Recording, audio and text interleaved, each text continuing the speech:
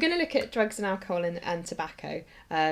So obviously they're important topics, and at some point you're all going to encounter some sort of alcohol, drugs and tobacco. I think it's fair to say, you know, in the world we live in, it would be, you know, hard to imagine that no one's going to be approached about any of those things throughout I'm sure it's already happened. life. Well, don't say that. Actually. Let's hope not. But if it has, you know, we just want to give a little bit of a chance for... we're going to start with an activity anyway for you to have a look at listing all the different kinds of drugs that you're aware of. So if you can do that first.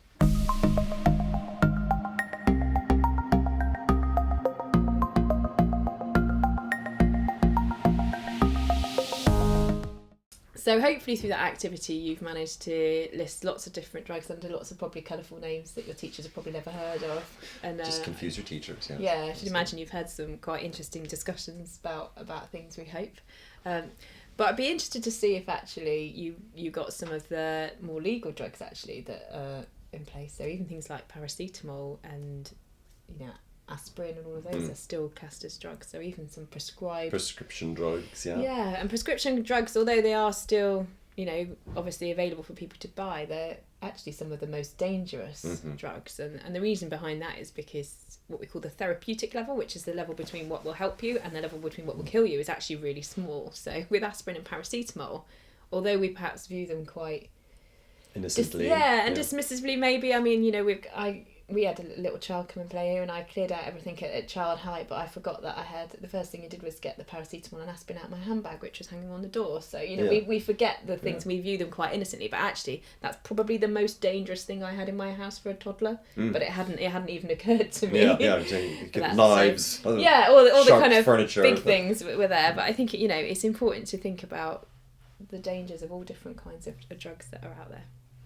So I wonder how many of you as well did get smoking on your list as well, because again we tend to view, you know, perhaps alcohol and smoking as less dangerous, I guess, perhaps than some of... Because it's more public, it's becoming less publicly acceptable, but it's still...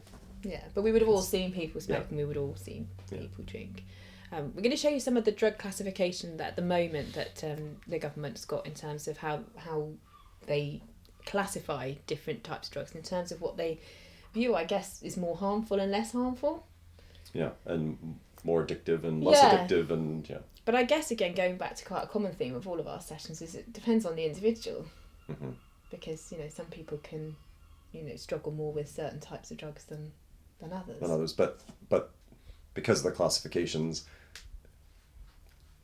the danger level is a thing that will be common through everybody. Though some people say, oh, well, I can do a lot more of that drug than my friend can, so I'm a bigger, stronger person. It's like, okay, well, it's not healthy for you though, is it? Just because your tolerance is higher doesn't mean that's a good thing. No, so I mean, they would all be dangerous to everyone. And I guess we know as well that there are some people that try one drug for the first time and it is instant death. Almost. Yeah, and we don't know why that is for some people. Some people's hearts perhaps weren't as strong anyway, or maybe just some people react to drugs in different ways. Some sort of hormonal difference in their body that you would never know until you've taken that drug and it makes you very ill or it kills you, whereas your friends are perfectly fine. It's quite dangerous. Yeah, so, you know, no drug, prescribed or non-prescribed, is totally safe. Yeah. I think that's fair to say. Yeah, yes, and just because someone you know says, oh, it's fine, you know, nothing bad about this, nothing bad's ever happened to me, but their body's completely different than your body, so you pop one of those pills or you do that, whatever that drug is, and it could, don't want to sound like it's going to kill you, but it could kill you, or it can make you very, very ill, or it can have very long-lasting effects, or it could damage your liver or damage your kidneys, which probably at your age doesn't really make much difference. You don't think about your kidneys and your liver, but they're really important. You need to have them functioning. Yeah. And it may be as well that what you think you're buying and using isn't actually what you bought and getting. used. Yeah, or getting. You know, I mean, drugs are mixed and cut with all sorts of different things as well. So, you know, it's a very dangerous area to go into, and I don't really think you can be sure of anything. So you need to really think carefully before you approach any of these things. And people say, oh, my friend who I buy my drugs from, also known as the dealer, so, oh no, you know, it's all good, it's all safe, it's all pure, it's all, you don't know that's for sure. You don't know where he bought it from, even though he's your mate and he's always, you know, been good to you. Doesn't mean it's safe. He didn't make it. No, absolutely. And there is obviously, you know, drug use. So if you did get convicted, and there is, you know, a slide that you'll get to see where the consequences of some of these things. And you have to remember that some of the consequences could just be that you're in a room with other people with that drug, or you have it on you at the time. It may not even be that you have actually taken it. And that's another thing. If someone has passed you something, it's on your person, it's in your bag, you could get a conviction for something even if you haven't actually taken that drug. That could have a lifelong consequence on you in terms of the jobs that you can take and in terms of the countries that you can travel to. Yes. So you are American. I went to university in America as well. And one of the things they were really strict with us at university, because it was a compulsory part of my course was this year in America, was not getting any conviction at all for anything. Because you'll never get into the country. Yeah, you cannot get a visa into America with a conviction for drugs. I think it's of any kind of drug offence, isn't it? Certainly, they're very, very strict on it. And so that I have seen that with people that I know where it has impacted on not being able to take their children to Florida on family holidays and things because of something that happened when they were very young and a bit stupid. These things stay with you. So, you know, be very mindful of the company you're keeping and what you're doing, because you could actually end up really suffering the consequences. And like you say, quite innocently, just saying if it's just found in your room, or as you say, in your possession, it's as good as you took it or sold it or dealing it. And young people tend to think, because they're told by somebody, oh, stuff I do wrong when I'm young will be completely wiped out and forgotten when I turn 18 or 21. And it isn't. No, not always. No. So it could affect. It could have serious effects. And it could have serious effects in other ways as well. I mean, we know there's a lot of links between mental health and mental illness and increased drug use. Those things we spoke about in other parts of this, increases in anxiety and depression and self-harming behaviors, because the drug it has affected a part of your brain and it stays that way, or it's still in your system and it's affecting how you feel about yourself and what you do. So your mental health can be affected. I've worked with a lot of people of all ages who say, well, I'm clinically depressed, I'm on antidepressants, but they're not working. But when I smoke cannabis, I feel a lot better. But then afterwards, I feel a lot worse. You know, well, yes, because you've now altered your brain chemistry and you've totally negated the benefits of your medication. And so what feels like is helping you at the time, or making you forget that you're anxious or depressed or sad, then ends up making it worse when you become sober again. And have you ever encountered like drug-induced psychosis or anything like that in your work?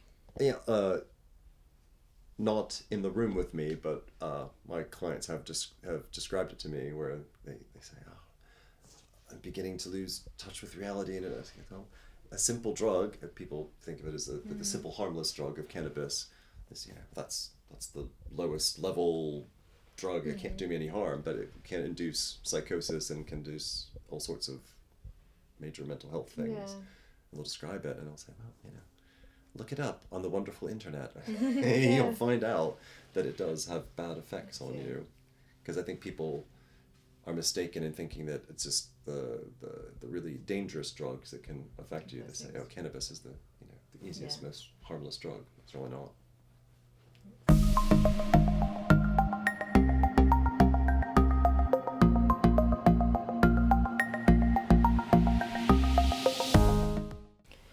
Okay, so hopefully you've had another chance to look at some of the statistics about drug and alcohol use in the UK. And what I found quite interesting about it actually was that less young people were taking drugs and alcohol than I imagined. And I've worked with young people quite a long time, so I think that perhaps the stereotype or the belief that we have is that everybody's doing it and it's rife, and and you're more unusual if you're not. Yeah.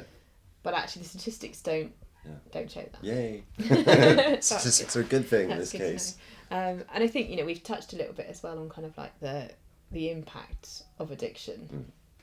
Right, so we're going to have a look at safe levels of consumption of alcohol. And I think it goes back again to what we've been saying about it's different for everybody. But these are the legal levels that they say Yeah. in terms of units of alcohol and what is constituted as what's been a safe and acceptable level for people to drink. And what I have heard for years in schools is young people telling me, saying, "Oh, went out with my friends, we drank a bottle of vodka and this, and then I don't remember anything till the next morning, but I woke up in bed and I was, still dressed, but I don't remember how I got home." And well, it's not quite scary. And they go, well, it is a bit.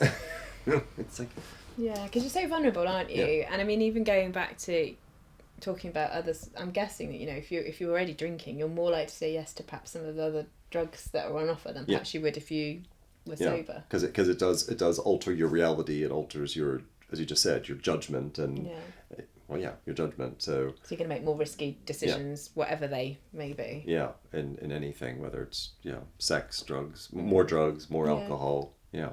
Yeah, so it makes it harder to keep yourself safe, really. Yeah. I guess.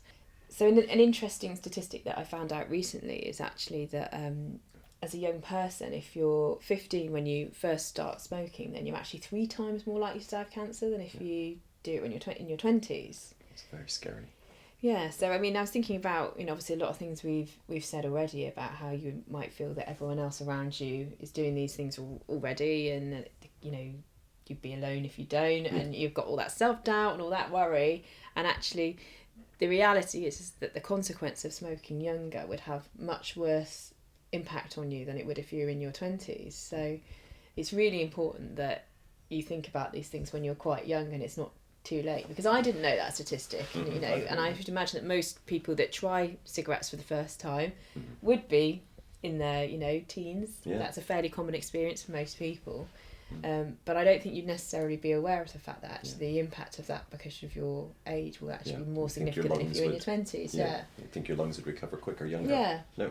And I think I think we know, don't we? I mean, you tell me what's the negative kind of consequences of smoking are, and we could probably name them together, couldn't we? No, you first. Well, I'm going to go down the whole, the damage it does to your skin. It makes you look older. It damages your, it makes you more wrinkly as you grow older. Yeah. It makes you less able to be active. It does it not just for sporty people, but just normal activity. It's breathing. It's increased risk of all the heart attack and stroke and cancers and all of those kinds of physical things, and it smells. And it stinks. Yeah, it smells. There's a lot of damage to your teeth, tooth decay as well. Yellowing to your fingers and things.